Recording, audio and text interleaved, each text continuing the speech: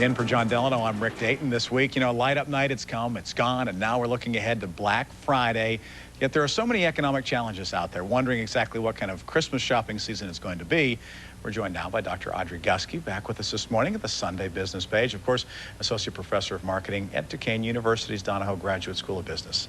Welcome back. Thank you, Rick. Always great to be here. You're on this show more than I am, obviously, but that's great to see you. Well, I have done a few segments because retail is big. It's big news lately. Obviously, this is the time of year that everybody wants to know. Yeah. What's Black Friday hold for us this year?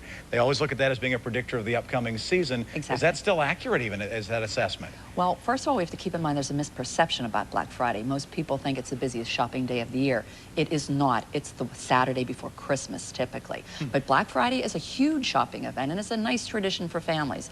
You eat turkey on Thanksgiving, you watch some football, and you shop the next day on Friday.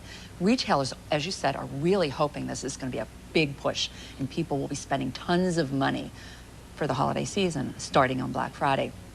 Unfortunately, that's not going to be the case. We found that throughout 2009, sales have decreased over 3%. So why would it change suddenly?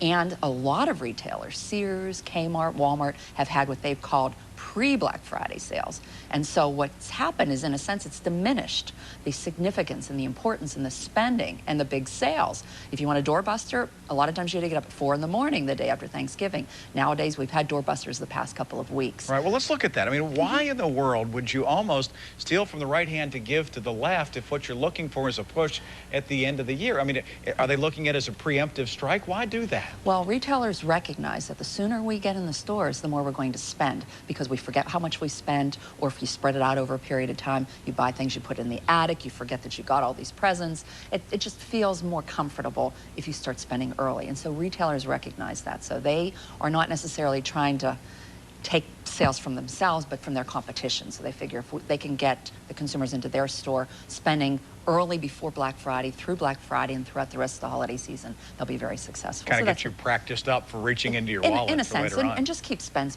Get them in the mode. In other words, consumers are creatures of habit, and we've been used to not spending. And so if you get them comfortable with buying sales, then in a sense you can condition them to perhaps keep spending throughout these next couple weeks. Right. We talked about the doorbusters. You talk about Black Friday being a family tradition, if you will.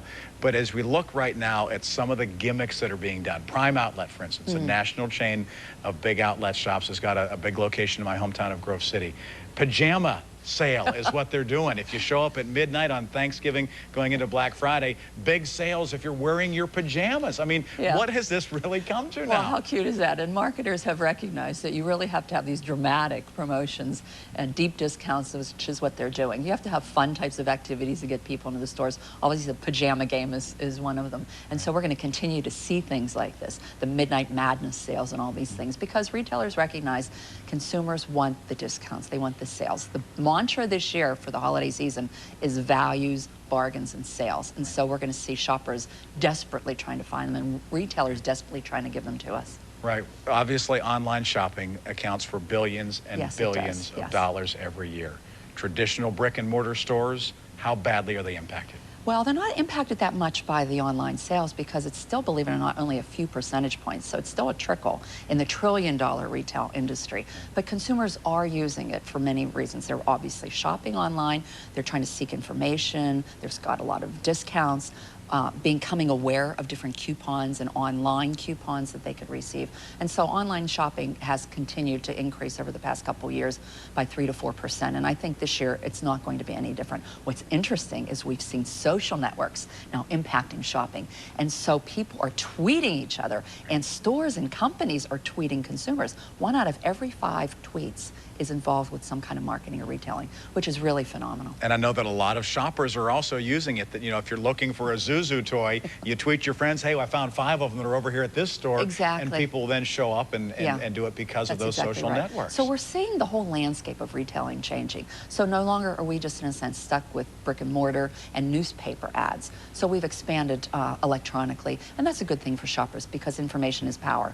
And in a tight economy like this, the more you know about the sales, the discounts, the opportunities, the products and their quality, the better off we will be as shoppers. We're running out of time here, but I've got to ask you to put on your prognosticator hat. How do you see this in the next 20 seconds or so? How do you see the season unfolding? Well, I've been looking at consumer trends for 22 years, Christmas shopping, and pretty much I've been right on base. And my predictions this year are that sales will decrease by about 3%, which is what they did last year. National Retail Federation predicted they'd decrease by 1%. I'm thinking we're going to be looking at even worse than that. And keep in mind, this is on top of decreasing sales from last year 3%. So no longer the biggest year we had was in 2005, where it increased by 6%. Right. So we're not seeing those days. So it won't be very merry Christmas shopping or holiday season for retailers. Perhaps it'll be a good time to find some sales. Thanks so much for being here. Thank you, Rick. It's always great to see you. Dr. Audrey Guthrie from Duquesne University talking a little bit about shopping and what we've got for this upcoming season. We'll be back with a program note and more of the Sunday Business Page in just a few minutes. Stay right where you are.